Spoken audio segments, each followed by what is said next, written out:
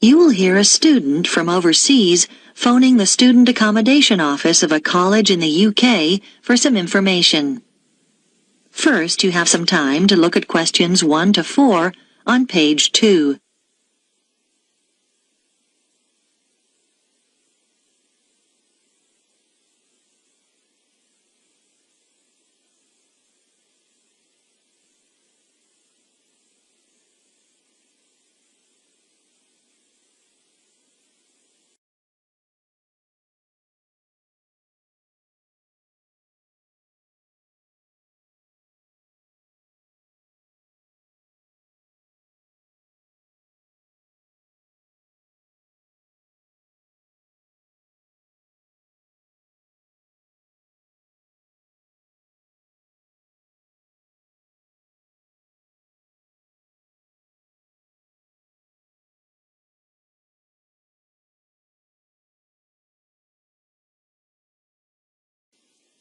Now we shall begin. You should answer the questions as you listen, because you will not hear the recording a second time. Listen carefully and answer questions 1 to 4. College Accommodation Bureau, Darren speaking. How may I help you? Oh, good morning. I'm starting at the college in September, and I need to find some accommodation. Right. Well, there are various options. The first one is to stay in college accommodation. That'd be a single room. How much would that cost? Well, it depends. For a standard room, you're looking at £3,276 for the year. That's just for a room with wash basin. Or £3,834 if you want an ensuite. That's with your own small bathroom. I see. That's more than I expected. It does include heating. That's quite a saving because energy costs can be high, especially in winter. Does it include meals as well? No. All our rooms are self-catering now. There's a shared kitchen on each corridor where you can cook if you want to, or there are plenty of places to eat out on campus. Okay, and you said that's the price for the whole year? Well, you pay annually, but actually it's for 36 weeks. It doesn't include holidays. You have to vacate the room then. Oh, I'd need somewhere to stay in the holidays. I can't afford to go home. The flights are too expensive. Well, there is another option. Several families who either work at the college or have children studying here offer visiting students a room in their homes. Oh? We call this arrangement Home Welcome, and we've still got a few places left at the moment. You pay £150 per week, and that includes breakfast, a packed lunch, and dinner, as well as heating. Is there a contract? Do you have to stay for the whole year? No, it's flexible. It sounds really good, but I'm not sure. I really want to be a little more independent. Before you hear the rest of the conversation, you have some time to look at questions 5 to 10 on page 2.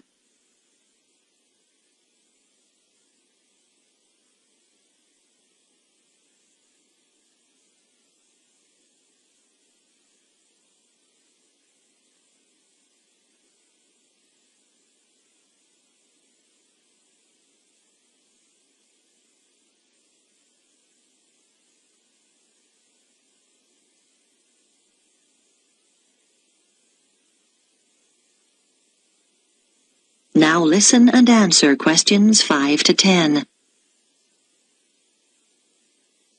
What about finding somewhere to live off campus? Yes, you can rent a property in town privately. You might want to rent a room in a shared house.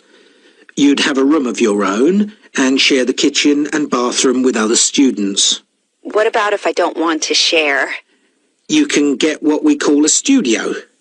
They're often quite small, but they'll have everything you need. Right. How much would those two options cost? Well, prices vary depending on which part of town the property's in. Generally speaking, the cheapest is around £275 a month for each student. Oh, that's not too bad. Yes, but it can also be as high as £490, and then you'll have to pay all your other bills. What sort of amount would I be looking at for those? Well, last year, students were paying on average about £43 per month each for gas and electricity. This year, it'll probably be somewhere in the region of £48. That's a lot. Yes, they've gone up quite a bit, and on top of that, you have to pay for water, and that'll probably be around £9. That didn't occur to me. And I guess I'd have to pay for transportation, too. That's right. Most of these properties are quite a long way from the college. Oh, it just gets worse and worse. What's the minimum contract on this type of accommodation? 6 months. And you have to pay a deposit. But of course, you can stay there over the holidays. That's true. And you'd have to provide references. They want 2 from someone in this country. I see, but that's not a problem. If you do choose this option, we can't find the property for you. You'd have to go through the estate agent which manages the property for the owner. Right. Thanks. Well, I think I'd like to see what's available privately. Could you give me the estate agent details?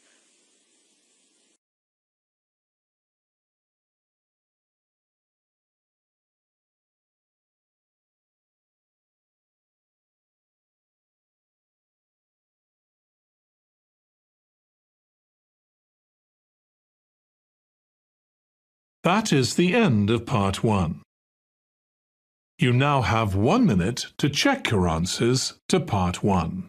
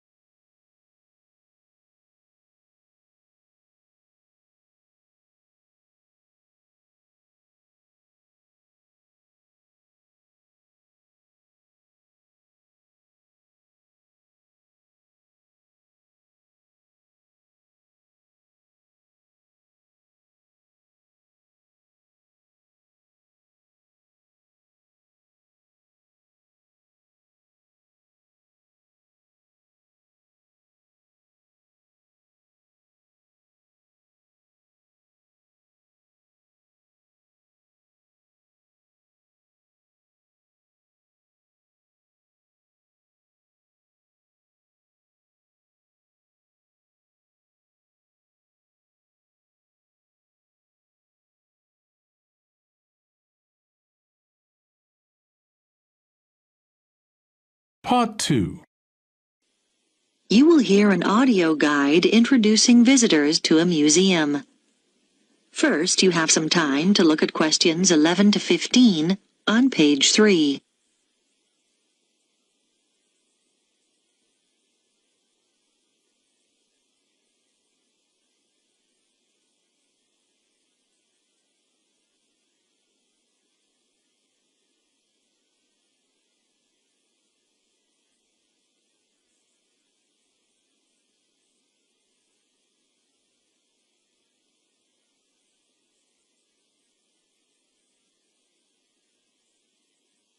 Now listen carefully and answer questions 11 to 15.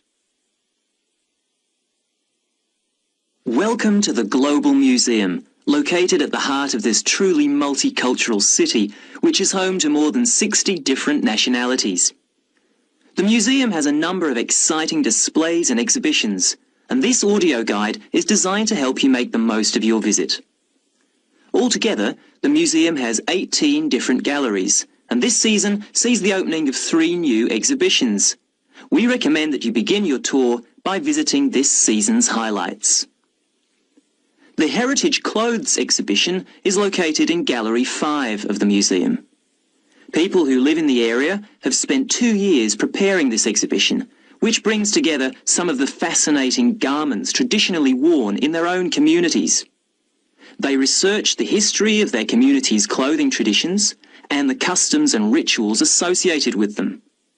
Altogether, 16 countries are represented, from Ghana to Korea, from Turkey to Nepal.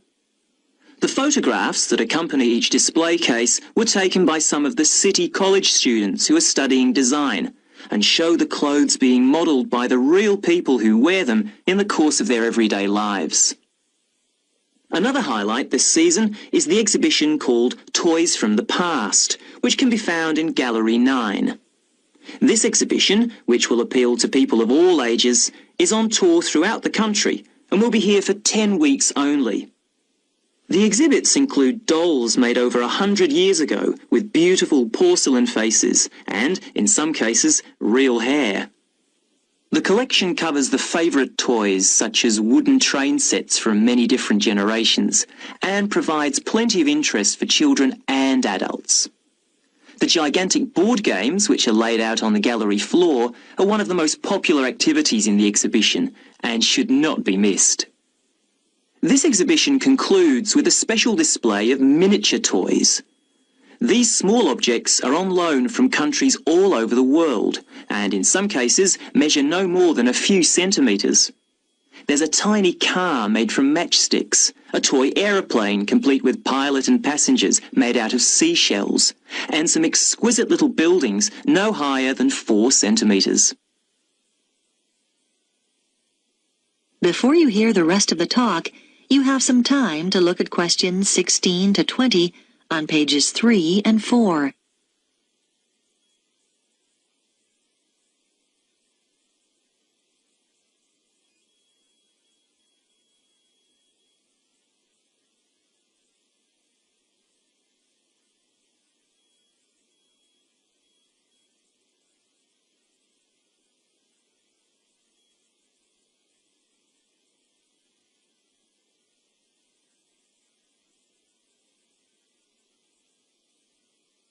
Now listen and answer questions 16 to 20.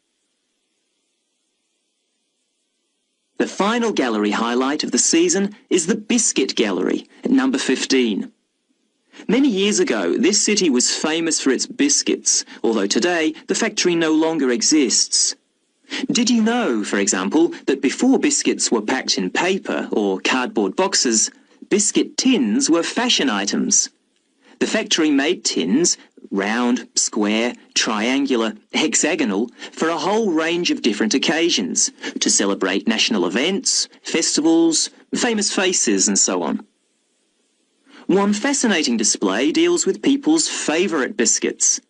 There are sweet biscuits and savoury ones, biscuits filled with jam and biscuits filled with currants, biscuits with pink, yellow and white sugar icing, or coloured sugar flowers.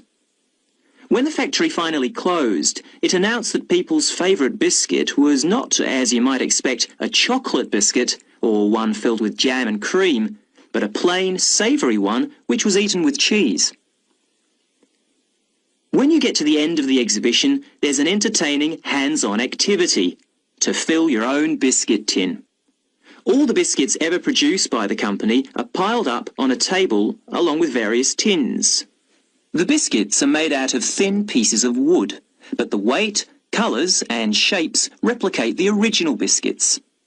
Your job is to fill a tin with biscuits so that when the lid is taken off, they sit there as neatly as they did when the job was done by machine.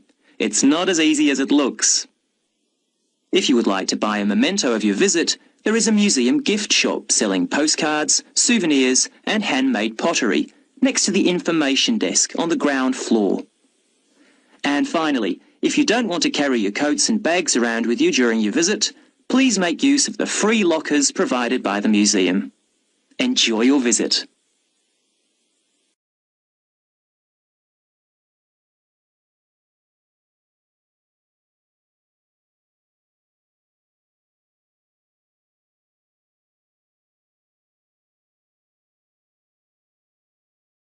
That is the end of part 2.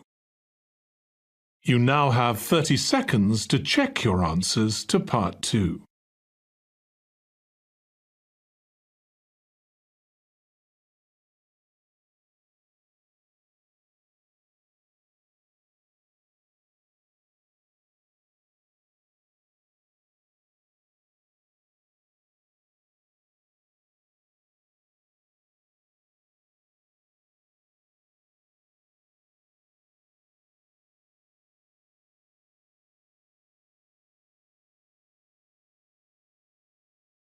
Part 3.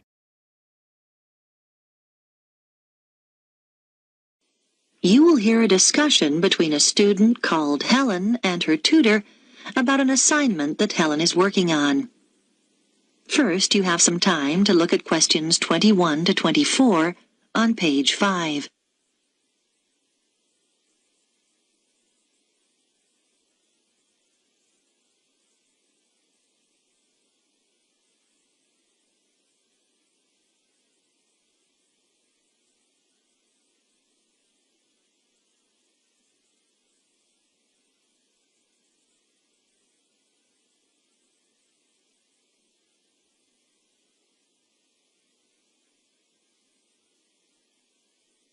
Now listen carefully and answer questions 21 to 24. Come in, Helen. How can I help you? Well, I'm doing research for the anthropology assignment, and I was hoping to check a few details. Sure. You chose the topic of Pacific Island tapa cloth, didn't you? What have you found out so far? Well, I was going to introduce my assignment by saying that the tapa cloth is a fabric made from bark, just the outer layer of the trees. It's particularly common in the Pacific Islands, but not exclusive to them. In fact, many other peoples around the world have made high-quality cloth from bark. But what sets Pacific tapa apart is the incredible variety of roles it's played in this region. Yes, nice introduction. Though I think you could be more specific regarding dates. Okay, so what about the raw materials used? Well, tapa cloth is made from several species of tree. In the Pacific, the paper mulberry tree is most common, but it doesn't thrive in all conditions. In fact, it wasn't originally found in the islands, but was carried in their canoes by the first migrants. Tapa is also made from the breadfruit tree, which is convenient because its fruit is a staple food. The paper mulberry tree is only grown for tapa making, though. Yes, that's good. Now, what about the Maori people here in New Zealand? But the Maori don't make tapa now. That's right, and you need to account for it. We know that when Maori migrated here from the other Pacific Islands, they were prepared to make tapa because they brought the paper mulberry tree with them. The thing was, after they'd been in New Zealand a bit, they found the flax plant, which is superior to tapa because it makes a stronger fabric. By the time Europeans arrived in the 18th century, Maori were making all their fabric from flax and had been for some time. Okay. So, with the production process itself, first the inner bark is beaten with wooden hammers to soften the fibres.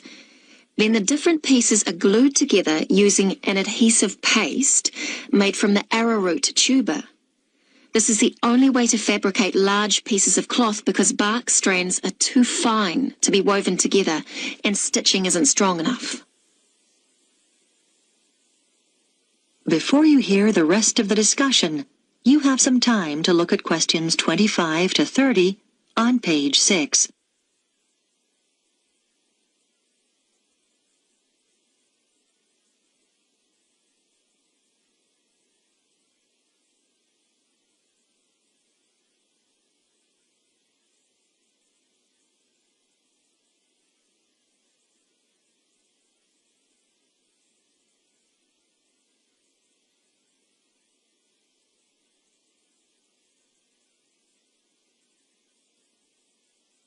Now listen and answer questions 25 to 30.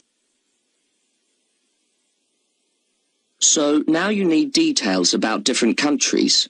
Where would you start? I think Samoa is the obvious place. It's famous for its very fine cloth called siapo, which is hand-painted with representations of the ancestors. Still today, at the most profound events in life, such as births, funerals, weddings, and the investiture of chiefs, Samoans wear siapo robes to add significance and meaning to the ceremony. Okay, then I could talk about Tonga. It seems to me that the great innovation in Tonga has been developing a simple, coarse cloth, which is quick and easy to make. This is suitable for all sorts of everyday functions around the house, like bed covers, mosquito nets and curtains. Good point. Now, what about Cook Islands tupper? Well, the soil there is poor quality, so the breadfruit tree is often used. One type of thick cloth called tikoru was wrapped around the poles and used to mark the entrances to places of worship, so it was highly regarded in local culture. You might mention Fiji as well, which is interesting because tapa was actually used as a currency there. Fijians used to sail between the islands and exchange tapa for other commodities like canoes or pigs. I know that in Tahiti the tapa cloth is different because the patterns are in colour, which is considered more valuable than the usual brown patterns. You're right about the Tahitians using coloured pigments, but they aren't more valuable. The colours are only a decoration. People enjoy wearing bright robes, especially for dancing and competitive games, and do it just for fun. Oh, I'll make a note of that. Well, the last place I was going to mention was Tikopia. Even today it's commonplace to see people wearing clothes made of tapa cloth. In many of the other islands, the tapa only comes out on special occasions. But here you see people working in the gardens wearing tapa. Sounds promising, Helen. I'll look forward to reading your assignment.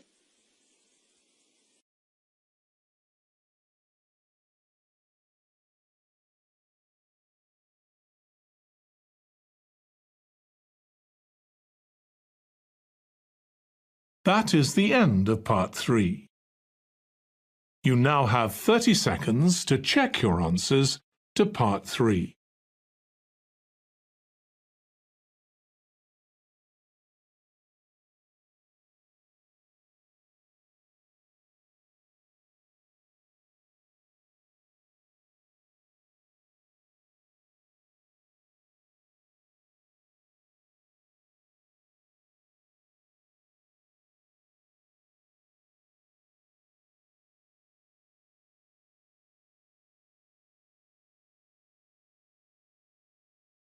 Part 4.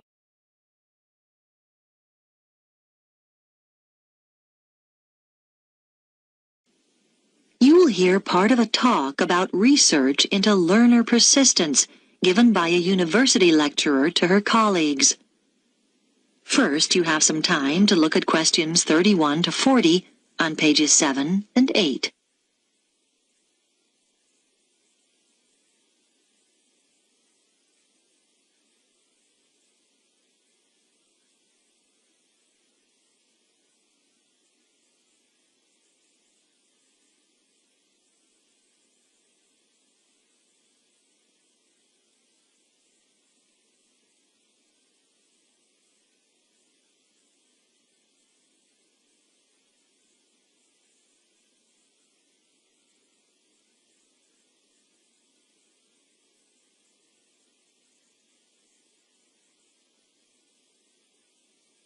Now listen carefully and answer questions 31 to 40. My talk is about a research study I did over a period of 5 years on learner persistence, why some people stick at academic study better than others. As teachers, you will know that there is a tremendous variation in the learner's response to certain things. For example, a short period of illness might completely destabilize some students and cause them to give up their degree studies. Other learners might overcome tremendous difficulties to stay the course. I am particularly interested in this second group, who are the ones with learner persistence. What I decided to do was design a research study using a sample of my university's third-year undergraduate students, 295 in all, who obviously had already stayed the course pretty well. The sample was drawn from a range of ages, but there was deliberately a significant number of mature students, and all respondents were living at home in the local region. I wanted to have this element of consistency, not having some coming from outside the area and living in university accommodation. It should be noted, though, that there was significant variation in home background to reflect the variation in our student population. I designed questionnaires which were devised to elicit what their concerns had been as they started the course, and what had sustained them throughout the 3 years. Findings from the first section indicated that their worries when they started varied from financial concerns, though this had not been as strong as I expected, to career prospects. But mature students with children tended to emphasize uncertainties about their relationship with them.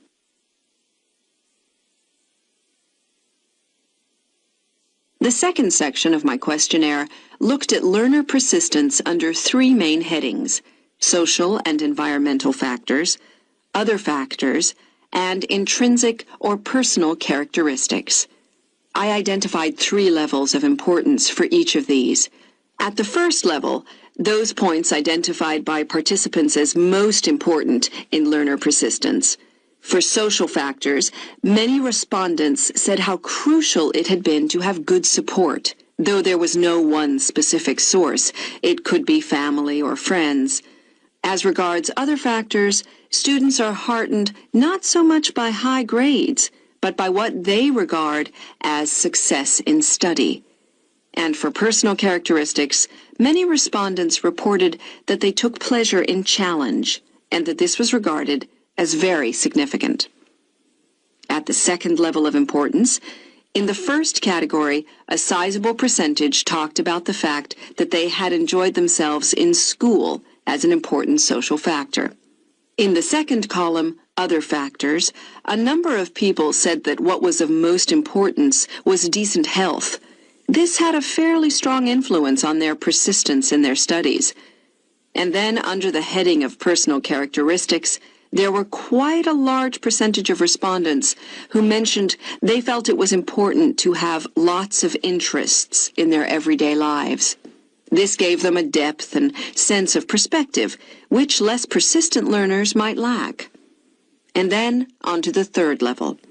Under social factors, several respondents talked about good relationships with their tutors. For other factors, they mentioned lack or absence of any problems in their families. And finally, under column 3, they identified an ability to juggle several roles, what we might call their capacity for multitasking. Now, these findings obviously helped inform the design of activities, as I mentioned. But in addition, a number of further recommendations emerged. Firstly, I propose that the department distributes questionnaires to first-year students to help get an idea of their maturity when starting the course. This is really our overriding concern. Secondly, I recommend we look into ways of offering induction courses for some selected students to allow them to take on the role of advisors. We think they are the best people to act in that role. This policy will make support much more accessible to our students. Thirdly, this help is often most needed in the evening and night when offices are closed, and so we should set up online services instead of the more traditional telephone services. Research has shown that these services are actually more accessible to the majority of students. And finally, it is often important to be proactive. If students are not meeting deadlines, then someone should contact them rather than wait for them to come to us. Now, are there any questions about the points?